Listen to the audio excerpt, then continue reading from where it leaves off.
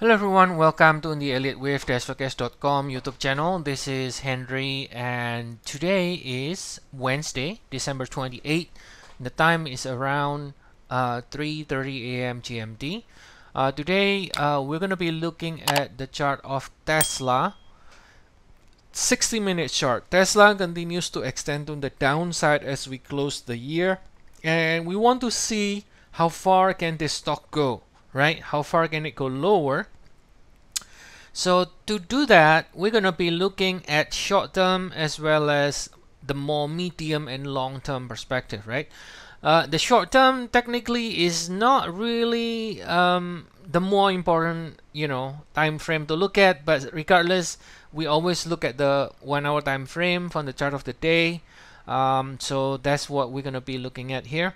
60-minute chart. It is an impulsive move to the downside. We can see this is ending with 2 in the minor degree, and then that means we are currently within with 3 in the minor degree here. Within with 3, it subdivides into another 5 waves. We got this 1 of 3, 2 of 3, and then now we are within the 3 in black of 3 in red. So this blue 1, 2, 3, 4 is within the 3 in black.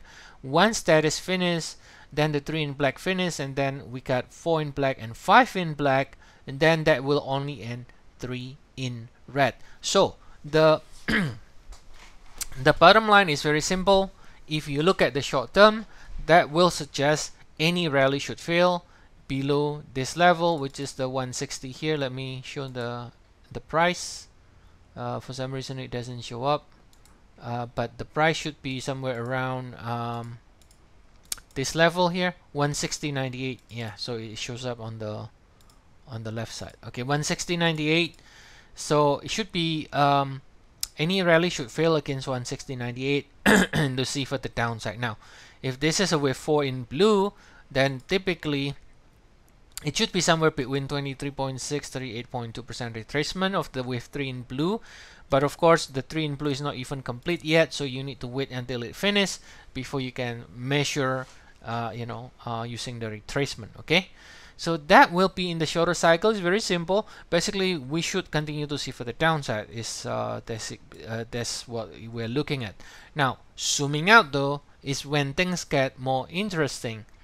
Now we will not show all the labels in the weekly, but again, if you do want to see the count in all the time frames, you can always check our service. We have 14 days trial, and then you can find whatever stocks or ETF or whatever you're looking at. We do cover 72 different instruments. All right, so this is the all-time high in Tesla, and this is technically in the low before before we start this massive run here. Right, so you can see we've been from 2010, we've been sort of going nowhere, and then massive run here since 2019. Now, I think you will agree that this rally is an impulse, right? It looks like an impulse, okay, and therefore this is gonna be the base low for us, right? This is gonna be in the base low for us. It's almost like as if this is 0, right? We're not going to go back to basically the assumption is we are not going to go back to 0 unless, of course, Tesla goes bankrupt or something like that, right? So in the assumption we are not going to go to 0. So the question is, how low can it go? So what will be in the support level, right? Now we can do it a couple of different ways. We can use retracement, which is basically already 80% retracement. Very nice. It's a very nice discount. If you believe in the long-term Tesla, or even if you just believe we need to see some sort of reaction or some sort of reaction to the oversold kind of movement, then yeah, this is a level that is much better compared to when we are here, of course, right? 412. Now, but that's using retracement. Let's use extension. So you can see this decline from the peak. If I'm going to find the middle swing between this, so I can call it like a 3, because if this is a 5 waves, then the decline has to be 3 swings, right? So the first and the second swing, my choice will be over here. Right? This will be my choice. So then that means if you measure the extension from there, from the high relative to this first and second, now you will find out that we also hit already in the 100%, right? We hit the 100% already. Now, does it mean we need to finish and immediately snaps back up instantly? No, right? Typically, the area is between 100% to 161.8%. But in this case, 161.8% is negative 19. So that's not going to happen, again, unless it goes bankrupt. So then that means we're going to be focusing ourselves to this area here, between 100% and 123.6%, which is basically where we are, all the way down into $60. That will be our support zone. If you believe Tesla is not going to go to zero, and you believe this is impulsive and this is corrective, then yeah, we are already at the support zone right now, right, as we speak.